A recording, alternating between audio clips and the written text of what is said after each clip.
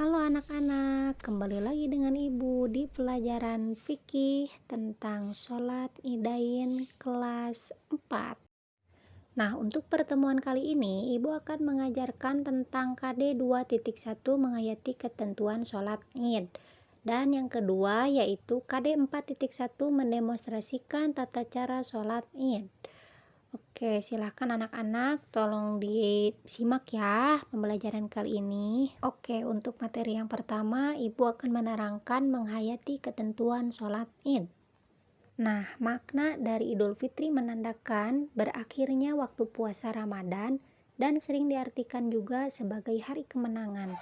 Makna spiritual yang terdapat di dalamnya selain refleksi dan kegembiraan, Idul Fitri juga sebagai waktu untuk amal yang dikenal sebagai zakat al-fitri atau zakat fitrah. Untuk pelaksanaannya, sholat Idul Fitri dikerjakan setiap tanggal 1 Syawal, waktunya mulai dari terbitnya matahari sampai dengan tergelincirnya pada siang hari.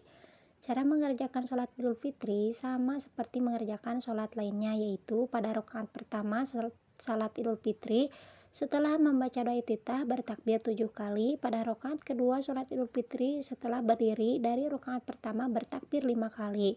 Hukum melaksanakan sholat Idul Fitri adalah sunnah muakkad atau sunnah yang sangat dianjurkan. Nah, sedangkan sholat Idul Adha dilaksanakan setiap tanggal 10 Zulhijjah. Waktunya mulai dari terbitnya matahari sampai dengan tergelincirnya di siang hari. Sholat Idul Adha dilaksanakan 2 rakaat, sama caranya seperti melaksanakan sholat Idul Fitri, yang berbeda hanya pada niatnya saja. Sholat Idul Adha hukumnya sunnah muakkad atau sangat dipentingkan. Untuk amalan-amalan yang sunnah dilakukan pada hari raya Idul Fitri, yang pertama memperbanyak membaca takbir, tauhid, dan tahlil. Yang kedua memperbanyak dzikir dan doa. Yang ketiga memperbanyak infak dan sedekah. Yang keempat bersilaturahmi kepada anak saudara dan tetangga. Sedangkan hal-hal sunnah yang dilakukan sebelum sholat Idul Adha, yang pertama mandi, berpakaian baik dan bersih, yang ketiga berhias, yang keempat memakai wangi-wangian, yang kelima melalui jalan yang berlainan ketika pergi dan pulang, yang keenam membaca takbir, tahmid, dan tahlil. Nah, sekarang Ibu di sini mempunyai video animasi tentang tata cara sholat Idul Fitri. Silakan kalian simak. Lalu nanti setelah materi pembelajaran beres, silakan kalian praktekkan lalu di video lalu kirimkan ke Ibu ya. Pada dasarnya, gerakan sholat Idul Fitri sama dengan ibadah sholat sehari-hari. Tapi di sini yang membedakan adalah niat dan takbir yang dilakukan. 7 kali pada rakaat pertama dan 5 kali pada rakaat kedua. Ketika akan memulai sholat, kita harus membaca niat terlebih dahulu. Setelah itu takbiratul ihram. Kemudian kita takbir lagi yang disebut dengan takbir zawaid sebanyak 7 kali di rakaat pertama.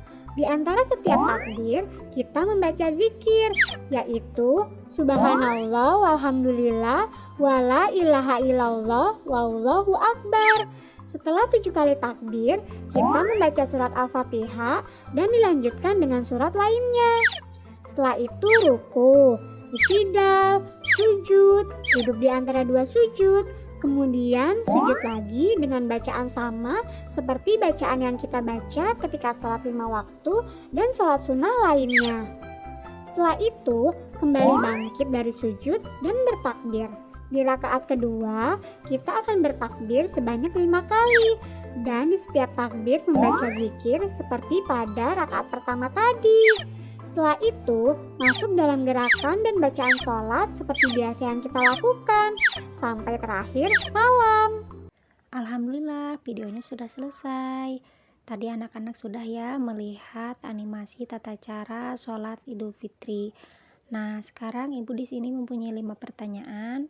Silahkan kalian jawab dan nanti saat di sekolah tolong dikumpulkan ya. Jadi tugasnya 2. Yang pertama tulisan, yang ini yang kedua keterampilannya praktek divideokan ya, dikirim ke Ibu. Terima kasih.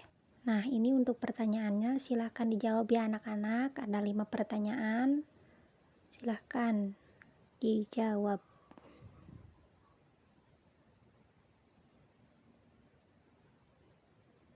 Alhamdulillah pembelajaran kali ini telah selesai. Dari Ibu cukup disekiankan. Terima kasih, semoga ilmunya bermanfaat. Assalamualaikum warahmatullahi wabarakatuh. Bye-bye.